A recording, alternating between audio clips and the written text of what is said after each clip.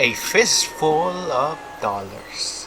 The movie that introduces Clint Eastwood in his most famous role and helped kickstart a subgenre of westerns that shows a more gritty, violent, and stylish image of the West that later influenced films everywhere. Even if it was an unofficial remake of Jimbo and they got sued by Toho. The film has it all. Eastwood being a badass, great action, memorable characters that are entertaining to watch, etc. But there's one scene that I consider to be one of the best scenes of the film, the other being the climactic fire showdown, and one of the greatest moments of redemption scenes in film. The rescue scene. Hello?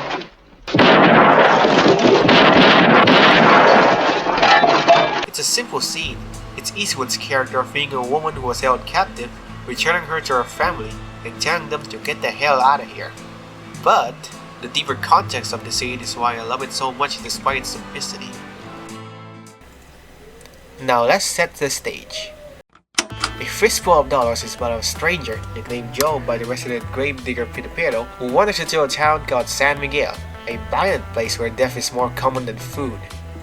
There are two families who control the town. The Baxters, who are gun runners, aka they sell guns, and the Rojos, who are bootleggers, aka they sell alcohol. The Baxters consist of the town sheriff John Baxter, his wife Consuela, who is the brains of the family's operations, their son Antonio, and their many employees who all live in the same house.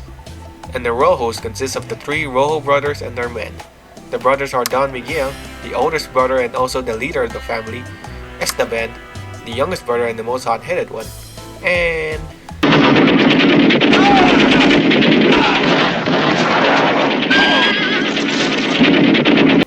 Ramon, the quote-unquote second-in-command, but it's clear by his actions that he is the one who calls the shots.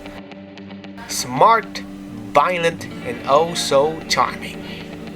These two families rule the place and their trigger-happy members are the reason San Miguel has a high mortality rate.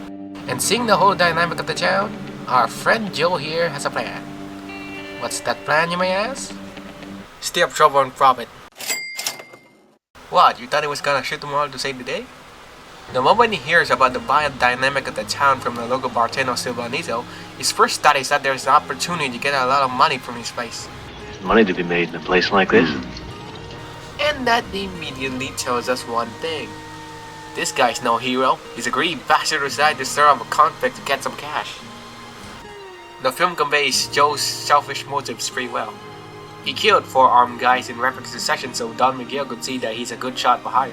And after seeing Ramon massacre a group of Mexican soldiers to steal the gold, Joe decides to make up an elaborate plot where he drags 2 bodies of the soldiers to a graveyard with the help of a reluctant Silvanito, making it look like they're alive, and then sells information to both the Baxters and the Rojos while claiming that they were survivors from the attack. And when the 2 families go out to find the survivors, Joe will go into the Rojos' base and steal the gold while the families have a gunfight at the graveyard while unaware that both of them had been duped. This guy was willing to exacerbate a conflict between 2 families, probably leading to more death and injury just because he wanted some dough. Pretty selfish guy, right? Well, that's where Marisol and her family comes into the scene. The first scene of the movie has Joe drinking from a well and seeing a boy trying to meet his mother from the house across the street where he is shot out by a larger man who shoots at the boy's feet. While he looks displeased at the situation, Joe decides to leave the area because he doesn't know anything about them. These were the first signs of selfishness from Joe.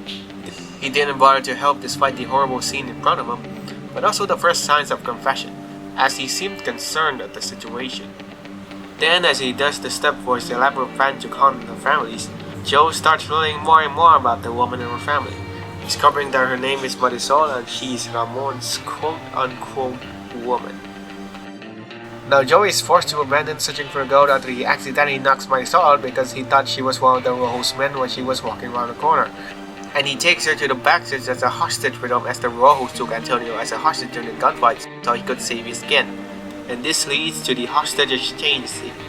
A heart-wrenching scene as well. The Baxters exchange Marisol for Antonio. Marisol's kid and her husband Julio wants over to her because they miss her. After the exchange, Joe finally learns the whole thing about Marisol from Silvanito. Ramon loved Marisol, and so during a game of cards he falsely accused Julio of cheating and took Marisol as his woman as collateral, forbidding Julio and their kid to meet her. Hearing about the whole backstory, Joe's expression tells us that he does not like what he had been told. Anyway, he goes to party with the royal host, practice shooting by putting Red into a knight's armor, and gets flat out drunk, being carried into bed, where he sneaks out. Then we get to the defining scene of the movie, the scene that encapsulates Joe's arc, the rescue scene. Joe goes out in the dead of night towards the house where Mathis is kept, kills all of the guards, and returns Mathis to her family where he gives them some cash and tells them to get the hell out of here. This scene is what I consider to be one of the best moments of redemption in film. From the beginning of the movie, Joe was presented as a selfish bastard who sees an opportunity to get some cash. He stirs up conflict and cons the two families so he could get the money. Hell, we were baited to thinking that after Joe hears the story behind Maestro's predicament from Silvanito, he would then try to save her. And the next scene immediately has him partying with the row host. But then, when his eyes open after he was put to bed, we know what's up. He is going to do the right thing.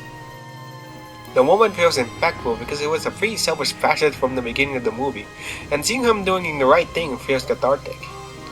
It wasn't impactful because Joe is a jerk with a heart of gold who is clearly a good guy.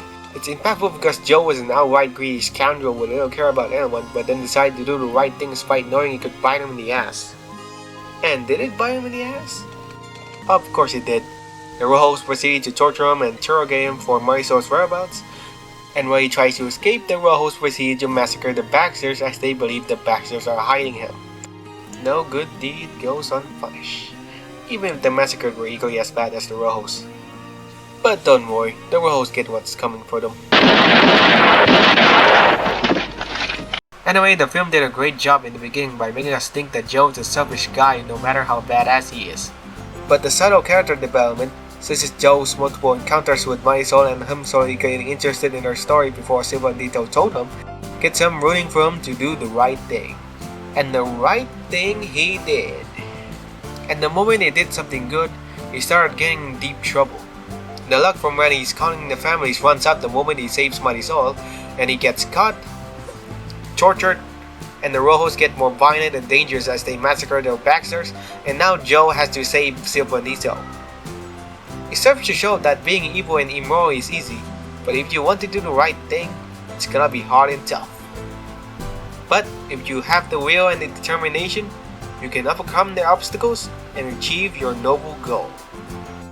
A Fistful of Dollars is a great movie.